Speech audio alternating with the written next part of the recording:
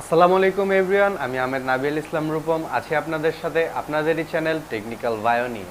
এই চ্যানেলে আমি আপনাদের technical related tips, tricks, news এবং ইনফরমেশন দেওয়ার চেষ্টা করব। টেকনিক্যাল নিউজে আপনাদের সবাইকে স্বাগতম। চলুন আজকের এই ভিডিওটি শুরু করা যাক। টেকনিক্যাল নিউজের এ পর্বে আমি আপনাদের স্যামসাং নিয়ে একটি নিউ ফোন সম্বন্ধে জানাবো। স্যামসাং তাদের নিউলি একটি ফোন লঞ্চ করেছে, Samsung Galaxy A32। Samsung Galaxy A32 এটি 5 জানুয়ারি লঞ্চ করা হবে। সাধারণত ভারতে এটি প্রথমে লঞ্চ করা হবে, তারপর আমাদের দেশে আস্তে আস্তে কতদিন সময় লাগে বলা যায় না।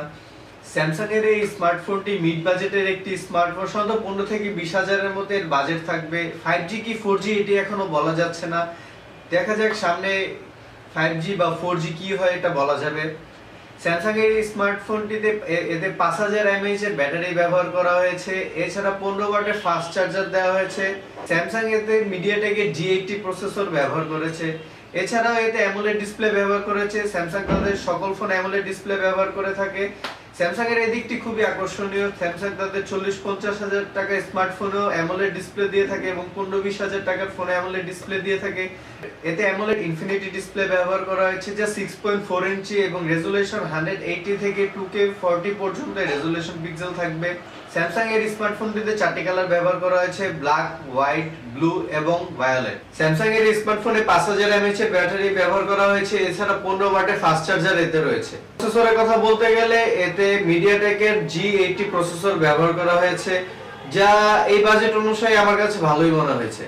এছাড়া এতে মাইক্রো এসডি স্লট ব্যবহার করা হয়েছে, আপনারা আলাদা ডেডিকেটেড স্লট ব্যবহার করতে পারবেন। এবার আসি এর ক্যামেরা স্পেসিফিকেশনের দিকে বলতে গেলে কোয়াড এর ক্যামেরার setup primary 64 megapixel, secondary 8 megapixel এবং 5 মেগাপিক্সেল ম্যাক্রো এবং 5 মেগাপিক্সেল ডেপথ সেন্সর ব্যবহার করা হয়েছে।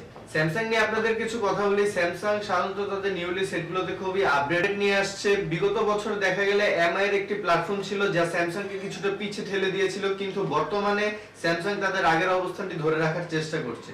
তো যারা স্যামসাং পছন্দ করেন তারা এই সেটটি দেখতে পারেন। জিওনি সেট সম্বন্ধে আপনারা শুনেছেন কিনা জানি না, এটি একটি চাইনিজ ব্র্যান্ড। জিওনি নতুন একটি স্মার্টফোন লঞ্চ করেছে, জিওনি ম্যাক্স প্রো, যা 6699 টাকা বাজেট, এরকম বাজেটের মধ্যে পাওয়া যাবে। এটি একটি চাইনিজ ব্র্যান্ড।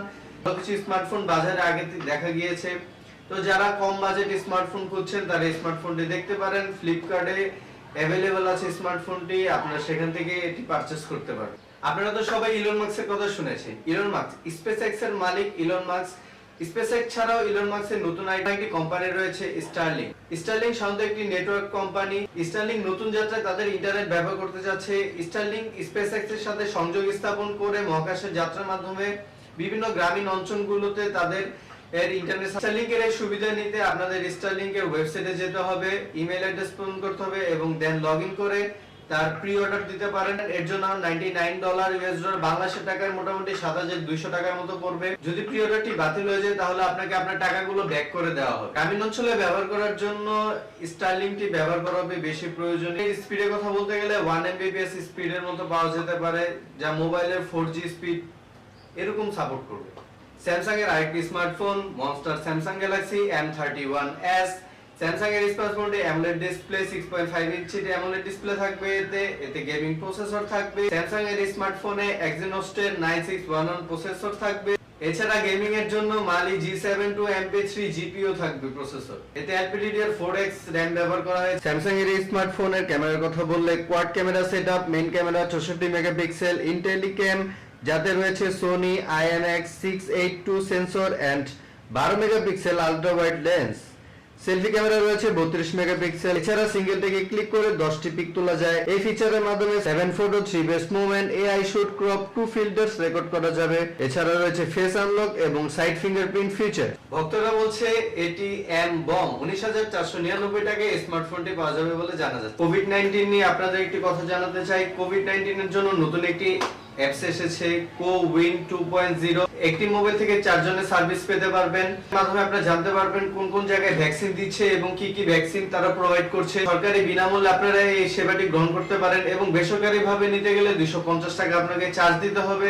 আপনি আপনার আধার কার্ড দিয়ে বা এনআইডি দিয়ে এই সুবিধাটি নিতে পারেন। আপনি রেজিস্ট্রেশন করার পর একটি রেফারেন্স আইডি আসবে, যার মাধ্যমে তার পরবর্তীতে আপনারা ভ্যাকসিন দিতে পারবেন। আমার মতে যারা একটু বয়স্ক আছে তাদেরকে ভ্যাকসিন দেওয়াটা খুবই জরুরি।